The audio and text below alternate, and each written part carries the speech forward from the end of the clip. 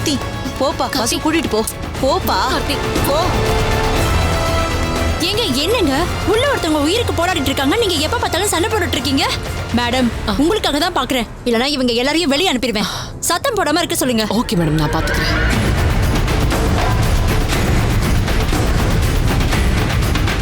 உங்க புத்தியை காமிச்சிட்டீங்கல்ல. கடைசியில என் மருமகனே அடிக்க கை ஓங்கிட்டியா? இல்லங்க, அவர் எங்க அப்பாவை அடிக்க பேசாத. இதுக்கு மேல ஒரு நிமிஷம் இங்க நின்னீங்க, உங்க எல்லாரையும் ஆதி அடிச்சு துவைச்சு வெளியே தூக்கி போட்டுருவான். மாம், இவங்களெல்லாம் சும்மா விடக்கூடாது மாம். எவ்வளவு தைரியம் இருந்தா கார்த்தியவே அடிக்க போவாங்க இவங்கள. என்ன இது? இல்ல மாம், அவங்க என்ன பண்ணாங்கன்னு நீ போன்னு சொல்றல்ல. மா, நீங்க கொஞ்சம் அமைதியா இருங்க. உங்க கோவம் எனக்கு புரியுதுமா. பொறுமையா இருங்க, நான் பேசிக்கிறேன். ஏங்க, எத்தனை தடவை சொன்னாலும் உங்களுக்கு புத்தியே வராதா? எதுக்கு இங்க வந்தீங்க? தேவையில்லாம இவ்வளவு பெரிய பிரச்சனை ஆயிடுச்சுல. அம்மா கூட்டிட்டு போமா. போமா.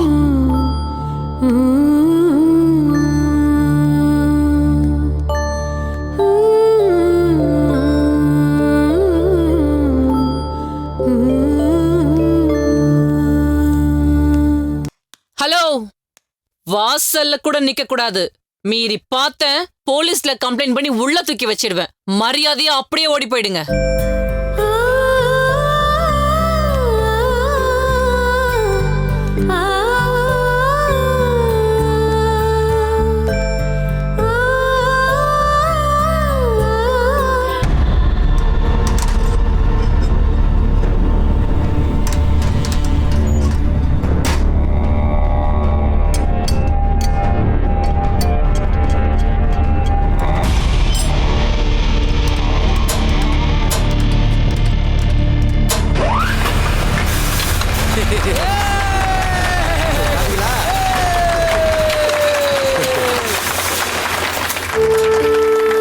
ரெடி ஆச்சு, ப்ரொடக்ஷன் ஸ்டார்ட். சரி தம்பி, எல்லாரும் வேலையை பாருங்கப்பா.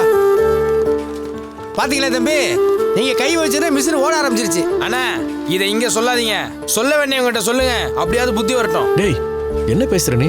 பின்ன என்னப்பா, நீ எல்லாத்தையும் கஷ்டப்பட்டு சரி பண்ணுவ, ஆனா பேர் மட்டும் அவன் வாங்கிட்டு போறாங்க.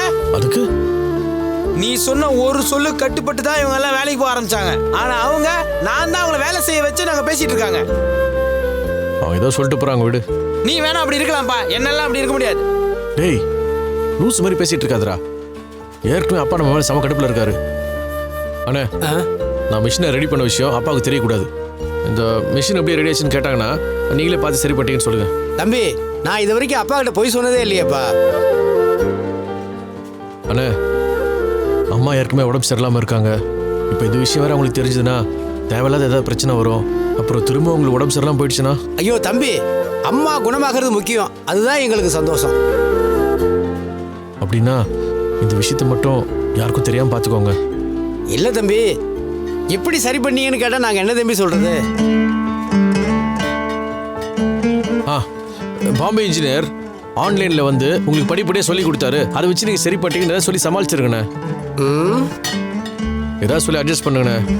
தயவு செஞ்சு நான் இங்கே வந்துட்டு போன விஷயம் யாருக்குமே தெரியாத மாதிரி பார்த்துக்கோங்க ப்ளீஸ்.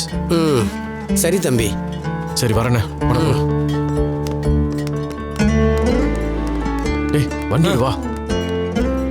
தம்பி ஆற்காடு கமால் பாய் லைன்ல இருக்காரு. ஹலோ, சொல்லுங்க பாய். சாரி தமிழ், ரிசப்ஷன் முடிஞ்சதும் கிளம்பிட்டேன். கல்யாணத்துக்கு இருக்க முடியல. பரவாயில்ல பாய், எல்லாம் நல்லபடியா முடிஞ்சதுல்ல? நல்லபடியா முடிஞ்சது. அப்புறம் தமிழ், இன்னைக்கு நம்ம லோடு அங்கிருந்து கிளம்பணும். ஆனா கார்த்தி தம்பி தான் அனுப்ப மாட்டேன்னு சொல்றாரு. ஏன் அனுப்ப மாட்டேன்னு சொன்னா? கொஞ்சம் அமௌண்ட் பெண்டிங் இருக்கு. அதுல என்ன இருக்கு? கார்த்தி தம்பி ஒரு மாதிரி மூஞ்சில அடிச்ச மாதிரி பேசிட்டாரு. எப்படி அமௌண்ட் ரெடி பண்ணி அனுப்பிடுவேன், நீங்க லோடு மட்டும் கொஞ்சம் நிப்பாட்டாம அனுப்பிச்சிருங்களேன். என்ன பாய் இது? நமக்கு என்ன இன்னைக்கு நேற்று பழக்கமா? எத்தனை வருஷம் பிசினஸ் பண்ணிட்டு இருக்கோம், நம்ம என்ன லோட நிறுத்துவோமா? அதான் தம்பி கொஞ்சம் கஷ்டமாயிடுச்சு. இப்போ ரொம்ப அர்ஜென்ட்டா மெட்டீரியல் தேவைப்படுது. நீங்க ஒன்றும் கவலைப்படாதீங்க பாய், நாளை காலையில லோடு வந்து சேரும். ரொம்ப தேங்க்ஸ் தமிழ், நான் பணத்தை சீக்கிரமா ரெடி பண்ணி அனுப்பிச்சிடுறேன். சரிங்க பாய். நாளை காலை ஆற்காடு கமல் பாய்க்கு லோடு போய் சேரணும். தம்பி கார்த்திக் தம்பி அனுப்ப வேண்டாம்னு சொன்னாரு. அதெல்லாம் ஒன்றும் பிரச்சனை இல்லைங்க, நான் பார்த்துக்கிறேன். நீங்கள் அனுப்பிச்சு விடுங்க. அனுப்பிடுறேன் தம்பி. வண்டிடுறேன்.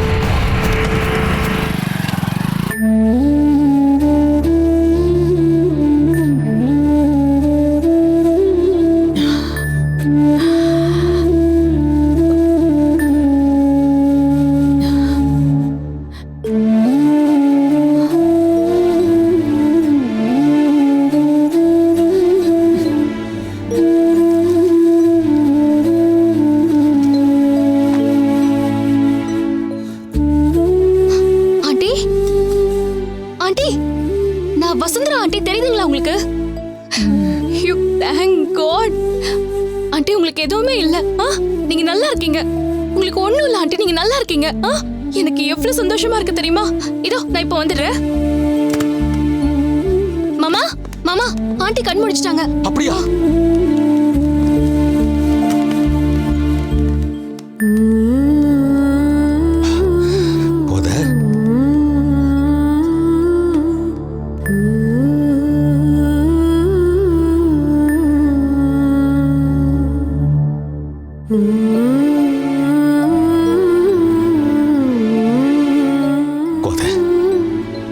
முகமெல்லாம் நல்லா தெளிவாயிடுச்சுமா.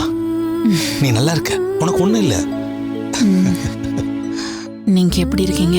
எனக்கு என்னம்மா, நான் நல்லா இருக்கேன்.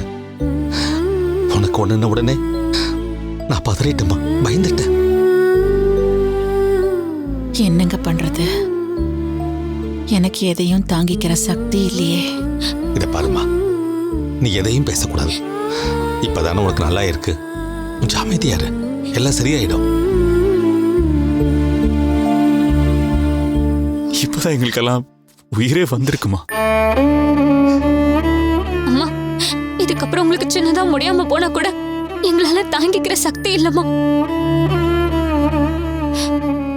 ஒரு நாள் கூட நீங்க இல்லாம எங்களால இருக்க முடியாதுன்னு நாங்க தெரிஞ்சுக்கிட்டோம்மா.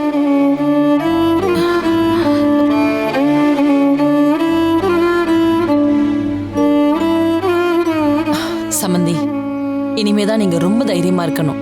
இங்க இருக்கிறதுலே பெஸ்ட் டாக்டர் வர வச்சுதான் உங்களுக்கு ட்ரீட்மெண்ட் கொடுத்திருக்கோம். நான் அரேஞ்ச் பண்ண டாக்டர் உண்மையிலேயே உங்களை ஸ்பெஷல் கேர் எடுத்து கவனிச்சுக்கிட்டாங்க. அவங்க தனிப்பட்ட முறையில எனக்கு ரொம்ப வேண்டப்பட்டவங்க. அதனாலதான் நான் சொன்ன உடனே கிளம்பி வந்து உங்களை ரொம்ப நல்லா பாத்துக்கிட்டாங்க. ஆக்சுவலி திடீர்னு இப்படி ஆன உடனே எல்லாரும் ஒரு மாதிரி நில குலைஞ்சு போயிட்டாங்க. யாருக்கும் எதுவுமே புரியல. நானும் அந்த நேரத்துல ஃப்ரீஸ் ஆகி நின்னுட்டா என்ன பண்ண முடியும்?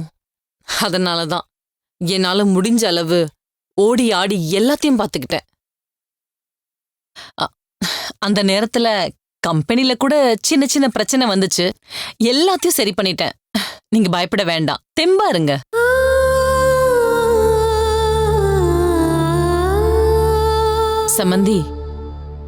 சம்மந்தி சொன்ன மாதிரி இப்பதான் உங்க முகம் ரொம்ப தெளிவா இருக்கு. இப்ப நீங்க நல்லாவே குணமாயிட்டீங்க. அதுக்கு என்ன பண்றது? நீங்க எப்பவோ குணமாயி போயிருக்க வேண்டியது. எல்லாம் அவங்க பண்ண வேலை. கீதா, தேவையில்லாத எதையும் பேச வேண்டாம். இல்லண்ணே, நான் எதுக்கு சொல்றேன்னா, வேண்டாம், நீ வாயை மூடி சும்மா இரு.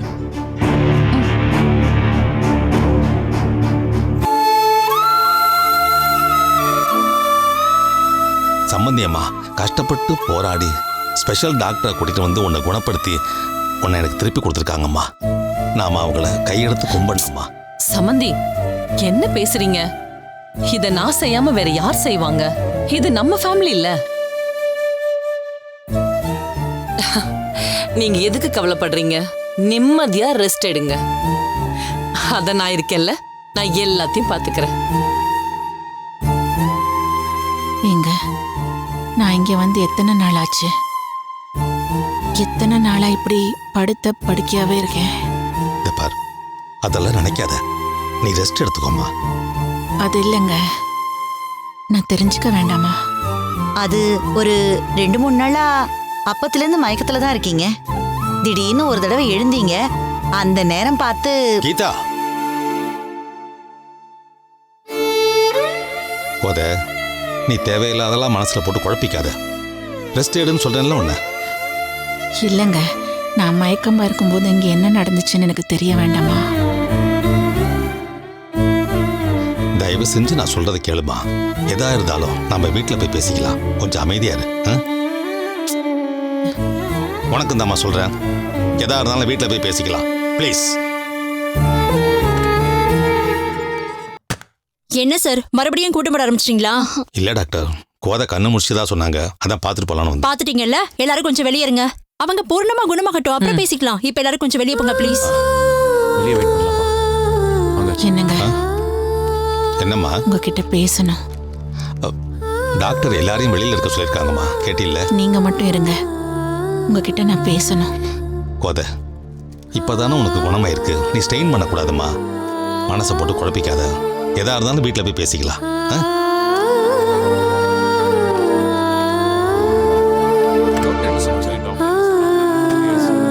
அப்பா, அம்மா தான் ஏதோ உங்ககிட்ட பேசணும்னு சொன்னாங்களே, பேசிட்டே வந்திருக்கலாம்லப்பா. இல்லம்மா, இப்ப இருக்கிற கண்டிஷன்ல எதுவும் பேசக்கூடாது. அவ ஏற்கனவே குணமாயி மறுபடியும் மயக்கமாயிட்டால.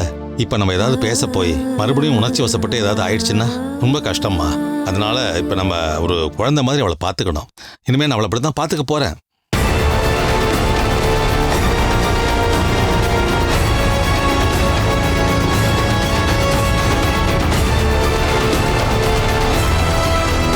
வசுந்தரா,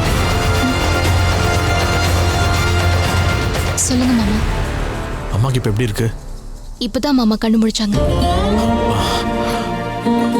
அவங்கள பாத்தியா, பேசுனியா? அவங்க என்ன சொன்னாங்க?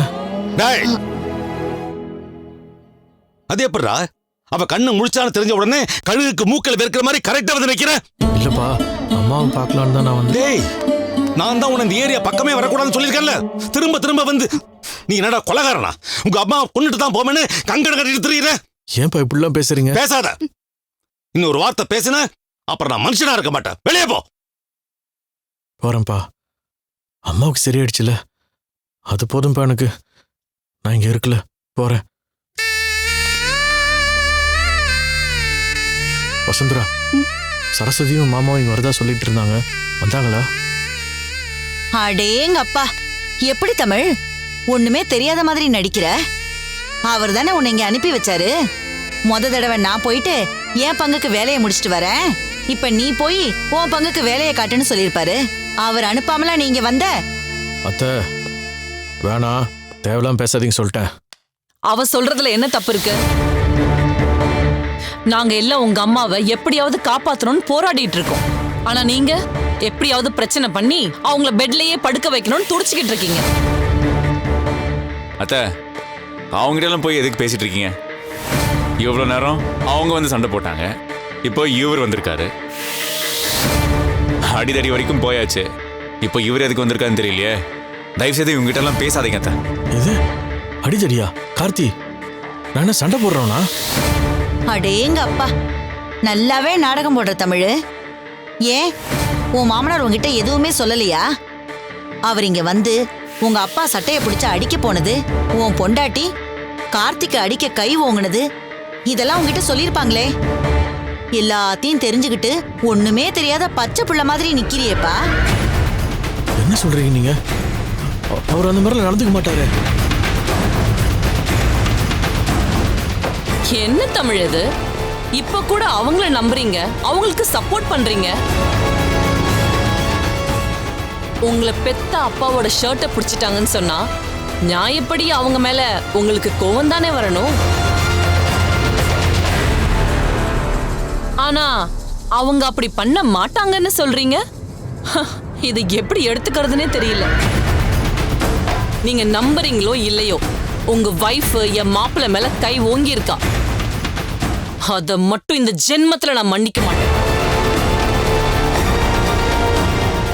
நீங்க உங்களுக்குள்ள எப்படி வேணாலும் இருந்துக்கோங்க, அது உங்க இஷ்டம். ஆனா என் மாப்பிள்ளைய அடிக்கிறதுக்கு கை ஓங்கினவள நான் சும்மாவே விட மாட்டேன். என்ன சம்மதி நீங்க இவகிட்ட போய் பேசிக்கிட்டு? டேய், வெளியே போடா. போடானா? போறேன்ப்பா.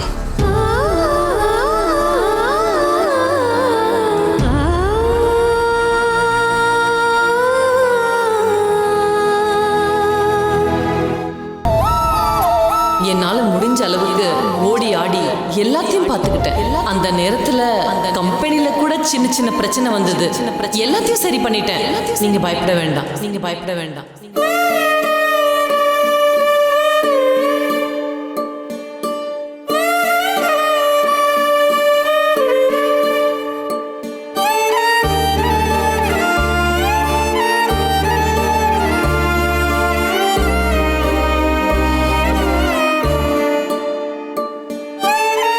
சொக்கலிங்க, கண்ணை தொடச்சுக்கோ.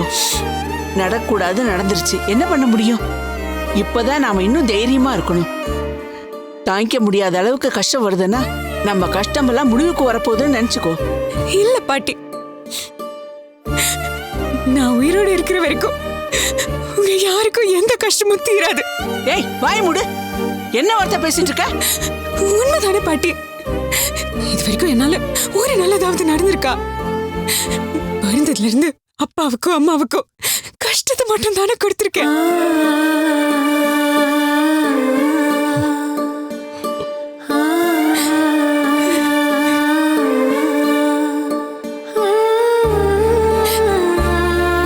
இத்தனை நாளா வீட்டுக்குள்ள வச்சு கஷ்டத்தை கொடுத்துட்டு இருந்தேன். இப்போ எல்லாரும் முன்னாடியும் வச்சு அவமானப்படுத்திட்டு இருக்கேன். ஏன் பாட்டி, ஏன் எனக்கு மட்டும் இப்படி ஒரு தலைவிதி?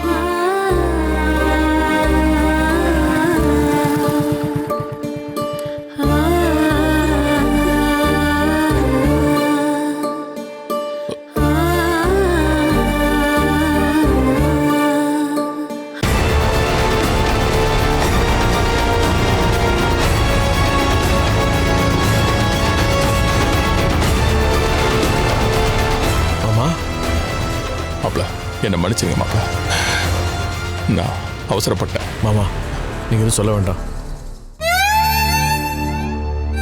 கம்பெனிலேருந்து நான் நேரம் ஹாஸ்பிட்டல் போனேன். அங்கே நீங்கள் கோவப்பட்டீங்க, சரஸ்வதியும் கோவப்பட்டு கார்த்தி அடிக்க கை வாங்கிட்டான்னு சொன்னாங்க. எனக்கு தெரியும் மாமா, ஏதோ ஒன்று நடந்திருக்கு. அது உங்களை டென்ஷன் ஆக்கியிருக்கு. என்னாச்சு?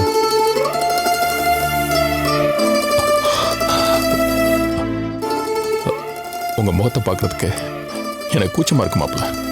மாமா, இந்த சின்ன வயசுல நீங்க எவ்வளவு பக்குவமா நடந்துக்கிறீங்க. ஆனா நான் ஹாஸ்பிட்டல்ல அவசரப்பட்டேன்.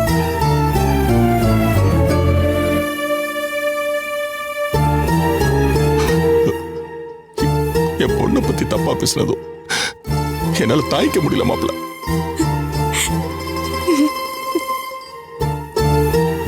புரியுது மாமா, உங்க கோவத்துக்கான காரணம் இப்ப என்னால புரிஞ்சுக்க முடியுது.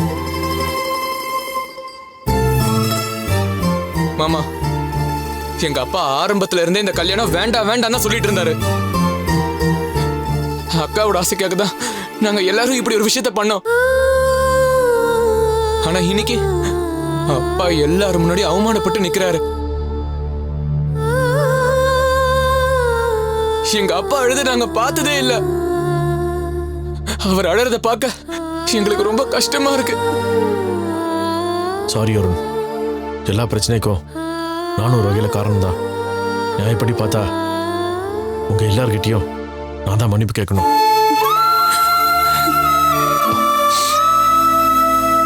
ஐயோ மாப்பிள்ள, என்ன இப்படி எல்லாம் பேசுறீங்க? இல்ல அத்தை, அதான் உண்மை. இல்ல மாப்பிள்ள, உங்களை மாதிரி ஒருத்தர் எங்க குடும்பத்துக்கு மாப்பிள்ளையா கிடைச்சதுக்கு நாங்க தான் சத்தியமா கொடுத்து வச்சிருக்கணும். இதுவே வேற யாராவது இருந்திருந்தா என் குடும்பத்துல இப்படி பிரச்சனை பண்ணுவீங்களா, என் தம்பியை கை ஓங்குவீங்களான்னு கேட்டு இங்க வந்து பெரிய சண்டையை போட்டிருப்பாங்க. ஆனா நீங்க அந்த மாதிரி எதுவுமே செய்யல. நீங்க இங்க வந்து என்ன நடந்துச்சுன்னு கேட்டீங்க தெரியுமா? அந்த பெரிய மனசு யாருக்கு மாப்பிள்ள வரும்? இது பெரிய மனசால என்னன்னு எனக்கு தெரியல. ஆனா எனக்கு ஒரே குற்ற உணர்ச்சியா இருக்கு. எல்லா பிரச்சனைக்கும் நான் தானே காரணம்.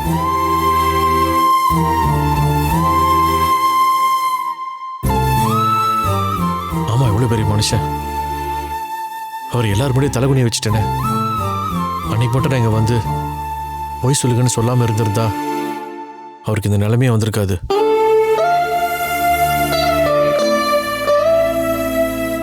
ஆரம்பத்துல இருந்தே மாமா யாரையும் பொய் சொல்லாதீங்கன்னு எவ்வளவோ சொன்னாரு. ஆனா நம்ம யாருமே கேட்கவே இல்லை. இது எல்லாத்துக்கும் காரணம் நான் சொன்ன பொய் தான். இல்லைங்க தமிழ், எல்லாத்துக்கும் நான் தான் காரணம். ஏன் தலைவிதி தான் காரணம். எனக்கும் நல்லது நடக்காது, என்னை சுத்தி இருக்கிற யாருக்கும் நல்லது நடக்க விடாது. எனக்கு அப்படி ஒரு ராசிங்க.